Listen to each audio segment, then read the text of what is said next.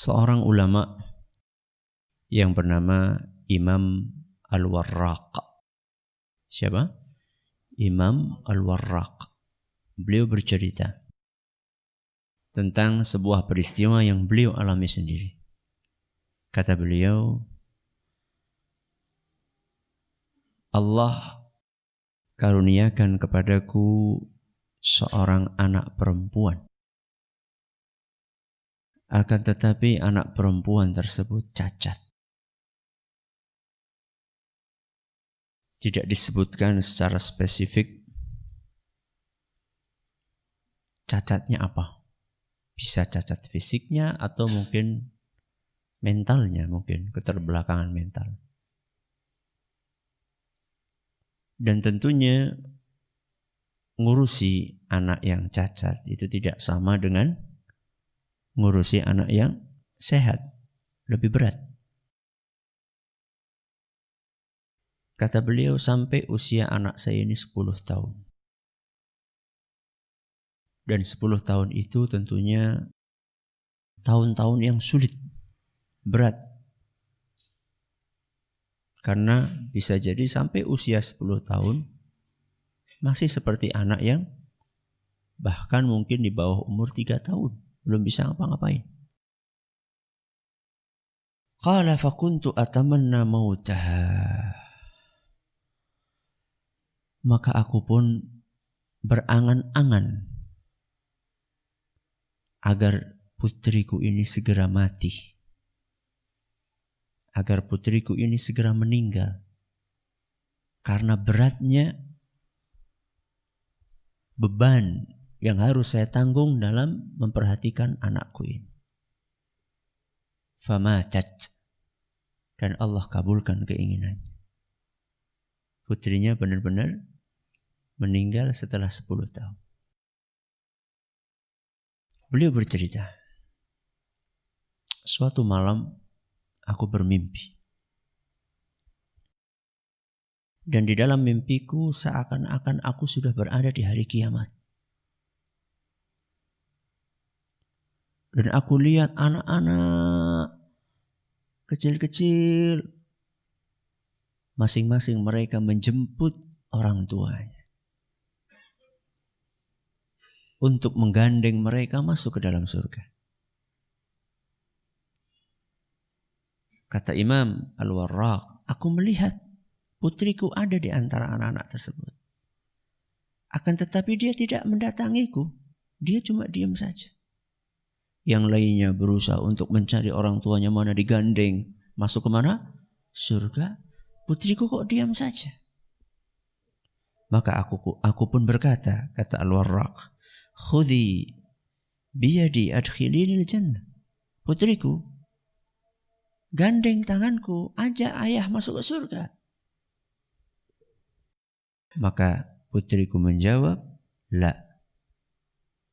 tidak ayahku. Anta kunta tatamanna mauti. Tidak bisa ayah. Dahulu engkau berangan-angan supaya aku cepat mati.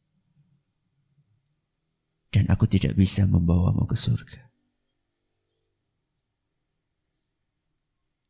Memiliki anak, apapun kondisinya, sehat atau cacat, itu adalah amanah dari Allah Subhanahu wa Ta'ala. Dan masing-masing dari kita akan dituntut untuk mempertanggungjawabkan amanah tersebut. Apalagi anak perempuan.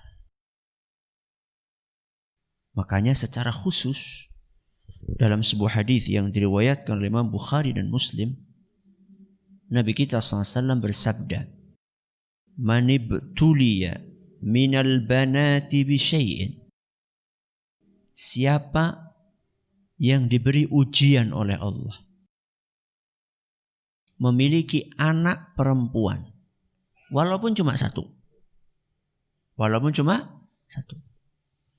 fa ahsana ilaihinna, kemudian orang tuanya tersebut berbuat baik kepada anak perempuannya. Berbuat baik di sini Bukan hanya masalah makan, minum, pakaian. Tapi yang paling penting dari itu semua adalah pendidikan agama. Mengajarinya sholat, mengajarinya berpakaian yang benar, mengajarinya beretika yang baik, mengajarinya menjaga kehormatan.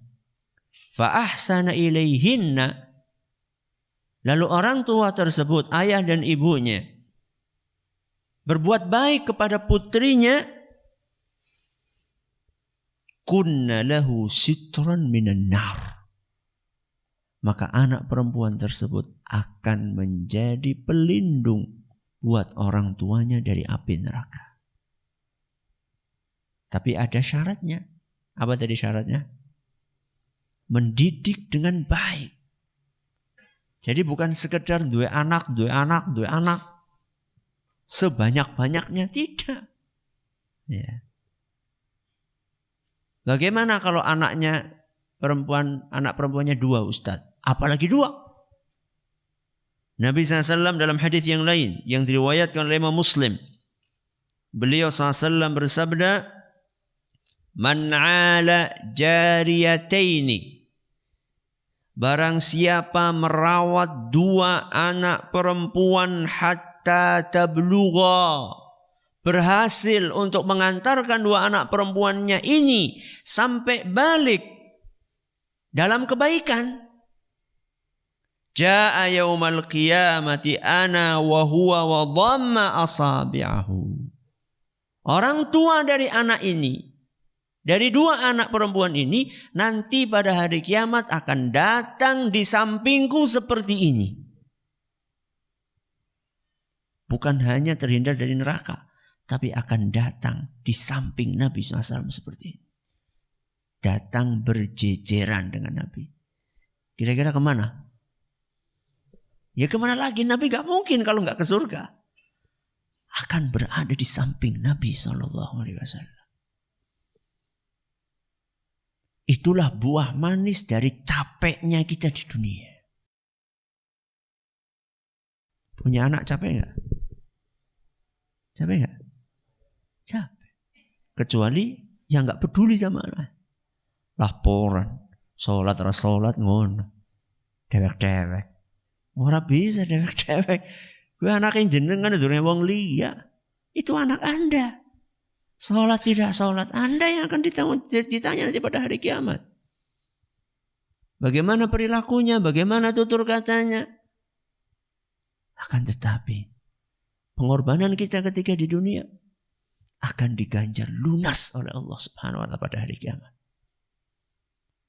Siapa nandur? Bakal ngunduh. Kalau kita nggak peduli dengan anak-anak kita, ngunduh temenan. Ngunduh apa? Akibat buruk dari ketidakpedulian kita kepada anak kita.